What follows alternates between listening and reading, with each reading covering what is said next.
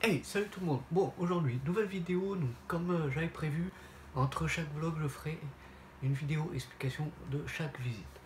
Donc, aujourd'hui, c'est une petite explication de Enigma Park. Donc, ah oui, un petit détail avant, quand je ferai l'explication, ça sera vraiment une explication globale. Je vais pas rentrer dans les détails non plus. Donc, aujourd'hui, Enigma Park. Donc, comme je spécial vacances précédent, d'ailleurs, j'ai dû foirer dans la montagne ou je sais pas quoi. C'est pour ça qu'il n'y a pas la fin. Donc, désolé pour ça.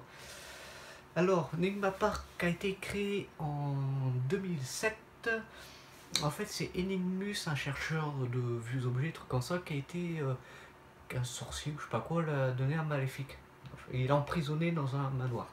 Donc en fait, il faut trouver le mot de passe pour le délivrer du manoir, enlever le maléfice et tout le bordel. Et en fait, c'est un concept, donc Space Game, donc un Fort Boyard breton. Si je dis Braise, vous n'allez pas comprendre. Donc en fait, il faut quand même aimer la marche parce qu'il y a beaucoup de marches, pas mal de marches à faire. Il y a des jeux d'énigmes, jeux de rôle. Donc l'Enigma Park, c'est entre le parc à thème, l'attraction et le loisir. Donc tout le monde peut faire adulte, enfant, vous pouvez être ami, en famille, seul. Bon, seul c'est pas marrant. Donc il y a 12 thématiques différentes, des épreuves collectives, des jeux de réflexion et d'orientation. Alors, donc en fait, il y a 12 endroits différents. Donc il y a Japon, Égypte, etc. Et dans chaque coin, dans chaque endroit, il y a différentes techniques pour trouver un mot, donc avec principal et secondaire. Donc en restant donc, du coup dans les énigmes, donc juste avec les énigmes principales, il y a entre 3 à 4 heures de jeu.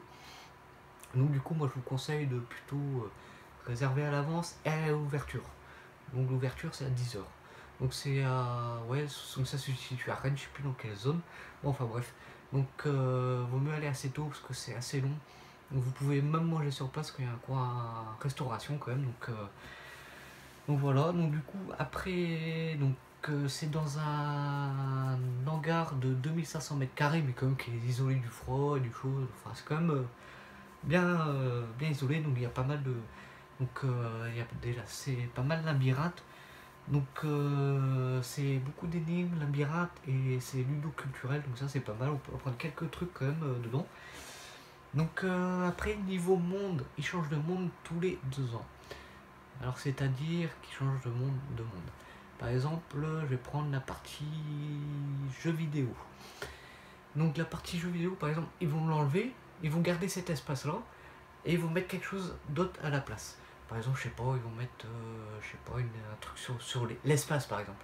Ensuite, ils vont mettre des énigmes par rapport à l'espace en fait.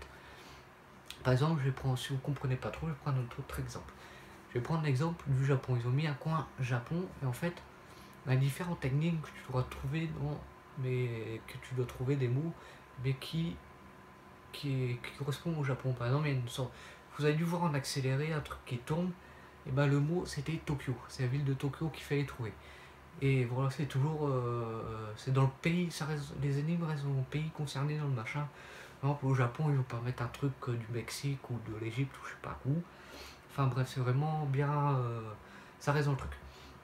Donc ensuite, je suis en train de regarder ma feuille si j'oublie rien.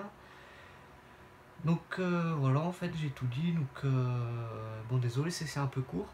Donc ah oui, il y a environ 30 000 personnes par an qui visitent et je crois qu'il y a une partie de l'année qui est fermée. Donc du coup, en fait, ah oui, j'ai oublié une chose. Je disais, ils changent de monde tous les 2 ans. Et en fait, tous les ans, ils changent d'énigme. Parce que c'est un peu facile autrement. Moi j'ai été cette année, l'année dernière, les énigmes n'étaient pas pareils. Par exemple, je retourne l'année prochaine avec un ami ou avec la famille. Ah, je vais connaître déjà les réponses. Donc ça vaut pas le coup d'y aller, de retourner une autre fois là. Si je vais l'année prochaine en famille, je suis obligé de refaire parce que ce sera pas les mêmes énigmes. Donc voilà, donc cela c'est vraiment le truc global. Donc créé en 2007, donc avec les énigmes principales, il y a pour 3 à 4 heures de jeu. Il y a un point restauration, donc il faut trouver les indices pour enlever le mal et fils du manoir pour délivrer Enigmus. Il y a donc le grimoire, ouais. Donc il y a des énigmes, labyrinthe, c'est ludo culturel. nouveau monde tous les 2 ans, nouveaux ennemis tous les ans, j'allais dire tous les 2 ans, mais non, c'est tous les ans. Donc ça se situe entre le parc à thème, loisirs et pas d'attraction. Et bon, quand je dis pas d'attraction, vous attendez pas à un truc complètement fou avec pas mal de sensations fortes, mais il y a un petit truc quand même. Donc il faut quand même aimer la marche, le jeu d'énigmes et les jeux de rôle. Donc voilà, donc c'est considéré en fait c'est un concept espace. Donc voilà, concept espace game et Fort Boyard breton. Donc voilà, donc j'ai tout dit sur ça, donc je préfère faire juste un truc global assez rapide pour pas trop se prendre la tête et pour pas que ce soit trop long.